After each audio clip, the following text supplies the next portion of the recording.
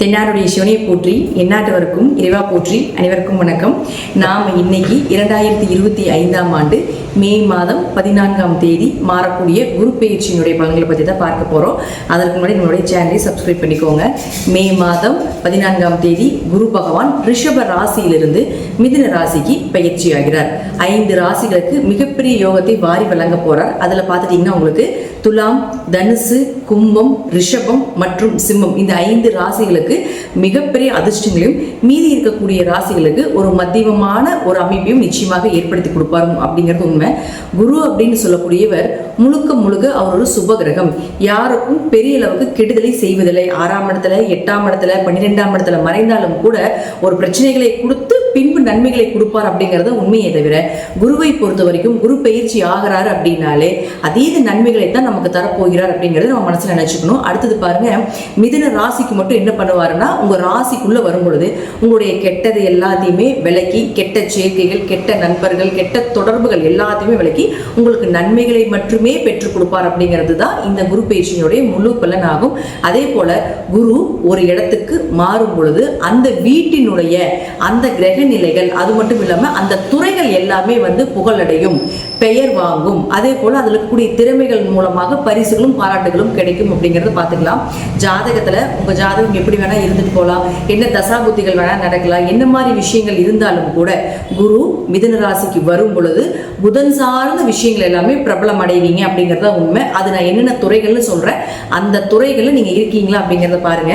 அதுல கல்வித்துறை, ஸ்கூல் சம்பந்தப்பட்ட விஷயங்கள், இன்ஸ்டிடியூட் சம்பந்தப்பட்டது, காலேஜ் சம்பந்தப்பட்ட கல்வித்துறைகள் அனைத்துமே பிரபலமாகும்.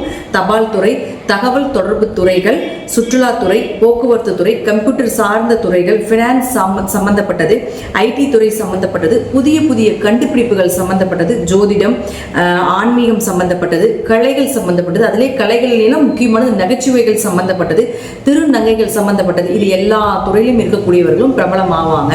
அதே போல இந்த துறையில் இருக்கக்கூடியவர்களுடைய வீட்லையும் சுப நிகழ்ச்சிகள், திருமணம் சார்ந்த விஷயங்கள், நீங்க என்னெல்லாம் சக்சஸ் பண்ணணும், டிரான்ஸ்பர் ஆகணும், என்ன மாதிரி நீங்க உங்களுக்கு சாதகமான ஒரு நற்பலன்கள் வேண்டும் அப்படின்னு நினைக்கிறீங்களோ அதெல்லாமே நடக்கும். இது குறிப்பிட்டு துலாம், தனுசு, கும்பம், ரிஷபம், சிம்மம் அப்படின்னு இருக்கக்கூடிய ராசிகளாக இருந்தால் இன்னும் நான் சொல்வதை விட மிகுந்த நற்பலன்கள் அப்படிங்கிறது நிச்சயமாக கிடைக்கும் அப்படிங்கிறதுல மாற்றுக்கிறதே கிடையாது. அடுத்தது இது சார்ந்த துறைகள் மட்டும் இல்லாம இந்த ராசியில் இருக்கக்கூடிய உங்க ஜாதகத்தை எடுத்து பார்த்தீங்கன்னாலே தெரியும். உங்க ராசியில நான் சொன்ன 5 கட்டத்திற்குள்ள எந்த கிரகங்கள் இருந்தாலும் அந்த கிரகங்களுக்கு உண்டான வளர்ச்சியும் நிச்சயமாக கிடைக்கும். அது நான் என்னென்ன அப்படிங்கறத நான் சொல்ல போறேன். இப்போ முதல்ல குரு ஒரு இடத்தில் இருந்தால் என்ன பலன்களை கொடுப்பார், அவர்களுடைய பார்வைக்கு என்ன பலன் அப்படிங்கிறதை பார்க்கலாம். அடுத்தது அந்த கிரக நிலைகளுக்கு என்ன பலன் அப்படிங்கிறதை பார்க்கலாம். நாம எல்லாரும் கேட்டதற்கு இணங்க பரிகார வகுப்பு அப்படிங்கறத நம்ம ஒன்று எடுத்துட்டு இருக்கிறோம். அது கீழே டிஸ்கிரிப்ஷன் பாக்ஸ்ல வாட்ஸ்அப் லிங்க் கொடுத்துருக்கிறோம். இது ரொம்ப எளிமையான விஷயங்கள், பொதுவான பரிகாரங்களாக வழிபாடுகளாக இல்லாம அனைத்துமே கோவில் வழிபாடுகள், நீங்களே செய்து கொள்ளக்கூடிய ஒரு எளிமையான பரிகார வகுப்பு இது. இதுல 60க்கும் மேற்பட்ட நீங்களே தெரிந்து கொண்டு எளிமையாக செய்யக்கூடிய ஒரு விஷயங்களாக இருக்கும். இது ஜோதிடர்களுக்கு உண்டான சூட்சமமான பரிகார வகுப்பு. இதை நான் இப்போ உங்களுக்கு தரப்போற விருப்பம் இருக்கக்கூடியவர்கள் கீழே இருக்கக்கூடிய வாட்ஸ்அப் லிங்க்ல ஜாயின் பண்ணிக்கோங்க. இப்ப நாம ஒவ்வொரு ராசிக்கும் இந்த குரு பயிற்சி மூலமாக என்னென்ன நடக்கும் அப்படிங்கறத நம்ம பார்க்கலாம். ராசி அதிபதியும் 10ஆம் அதிபதியுமான குரு பகவான் 4ஆம் வீட்டுக்கு வருகிறார். அப்ப 4இல் குரு வந்தால் ராசி அதிபதியே 4க்கு வர்றார், 10 கூடையவருமே 4க்கு வருகிறார். அப்போ வீடு, மனை, சொத்துக்கள், வண்டி, வாகன யோகங்கள் இதெல்லாமே நிச்சயமாக ஏற்படுத்தி கொடுப்பார். ஜென்ம சனியாக இருந்தாலும் கூட மனசு ரொம்ப குழப்பமாகிறது, பிரச்சனைகள் கொடுத்தாலும் கூட ஒரு வழியில இந்த குரு அப்படின்னு சொல்லக்கூடியவர் ஒரு காயத்திற்கு மருந்தாக செயல்படுவார் அப்படிங்கிறது மாற்றம் இல்லை.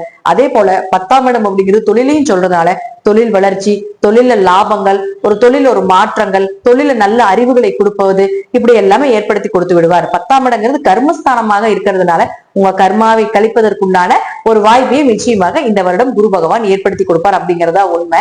அடுத்தது உங்க ஜாதகத்தை எடுத்துக்கோங்க. இந்த ஸ்டார் போட்டிருக்கக்கூடிய கட்டங்கள்ல எங்க உங்களுக்கு கிரகங்கள் இருந்தாலும் நிச்சயமாக நான் சொல்வது நடக்கும். முதல்ல குரு. இந்த குருவை குரு பார்த்தால் பணம், நகை, தங்கம், வெள்ளி, குழந்தை இதெல்லாமே கிடைப்பதற்குண்டான வாய்ப்புகளை ஏற்படுத்தி கொடுப்பார். ஒரு பெயர், புகழ், மதிப்போட ஒரு கௌரவமா வாழக்கூடிய ஒரு அமைப்பு இதெல்லாமே ஏற்படுத்தி கொடுத்து விடுவார்.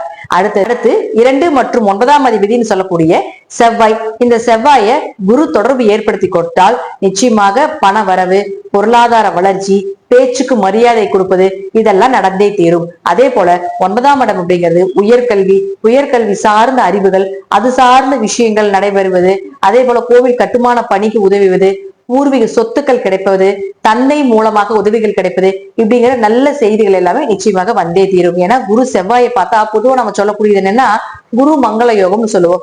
குரு மங்களம் யோகம் இருந்தா வீடு கட்டுறது, அதே போல வண்டி வாகனங்கள் வாங்குறது இதெல்லாமே ஏற்படுத்தி கொடுப்பார். ஒரு ப்ரொமோஷன் கிடைப்பது, ஒரு இடத்துல இருந்து ஒரு இடமாற்றம், உயர் பதவிகள் கிடைப்பது, இதையும் ஏற்படுத்தி கொடுப்பார்.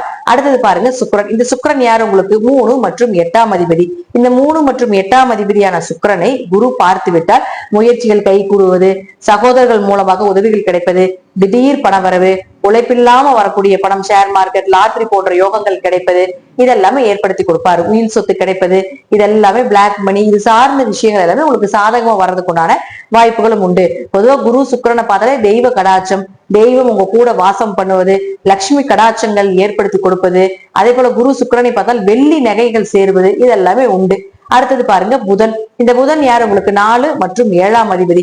இந்த புதனை குரு பார்த்தால் நிச்சயமாக உங்களுக்கு ஏதாவது ஒரு வழியில வீடு மனைகளை கொடுத்தாலும் திருமண வரனை ஏற்படுத்தி கொடுத்து விடுவார்.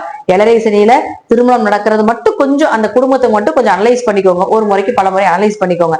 ஆனா இருப்பினும் உங்களுக்கு இந்த புதனை குரு பார்த்தால் நல்ல குடும்பமா அமைஞ்சு வர்றது, அதே போல பாருங்க இங்க ரொம்ப வருஷமா திருமணமே நடக்காம இருக்குது அப்படின்னு நினைச்சீங்கனாலும் கூட திருமணம் நடப்பதற்குண்டான வாய்ப்புகள் இதெல்லாமே உண்டு. பார்ட்னர் போட்டு தொழில் பண்ணிட்டு இருக்கீங்க, வியாபாரம், இதெல்லாம் எது பண்ணிட்டு இருந்தீங்கனாலும் நல்ல லாபத்தை கொடுக்கக்கூடிய ஒரு அமைப்பையும் நிச்சயமாக ஏற்படுத்தி கொடுப்பார்.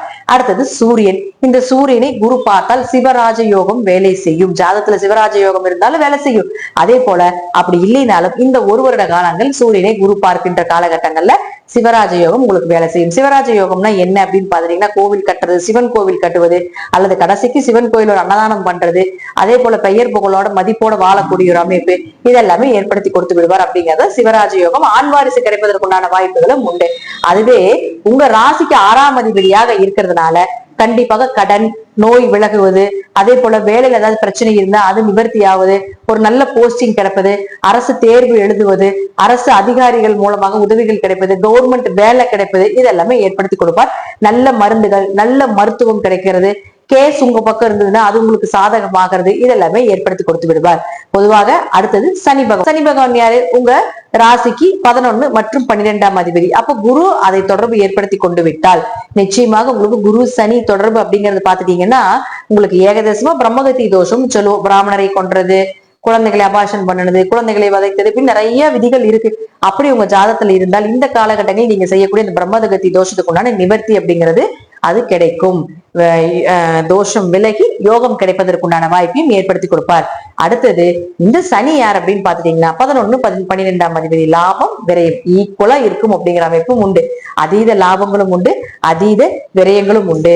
கோவில் கட்டுறது, கோவிலுக்கு உதவி செய்வது, அதே போல நிறைவேறாத ஆசைகள் எல்லாமே நிறைவேறது, பெரிய லாபங்கள் கிடைப்பது, அதே போல மருத்துவ செலவுகளும் கொஞ்சம் இருப்பது, அல்லது கோவிலுக்கு ஏதாவது செலவு செய்யறது, தீர்த்த யாத்திரை போறது, நிம்மதியான தூக்கம் கிடைப்பது இதெல்லாமே ஏற்படுத்தி கொடுத்து விடுவார். இது எல்லாமே ஜாதகத்துல தசாபுத்தின்னு ஒண்ணு இருக்கு. அதை நம்ம வச்சு பார்க்கும்போது கண்டிப்பாக நான் சொல்லக்கூடிய கருத்துக்கள் 100க்கு 200% கூட பலிப்பதற்குண்டான வாய்ப்புகளும் உண்டு.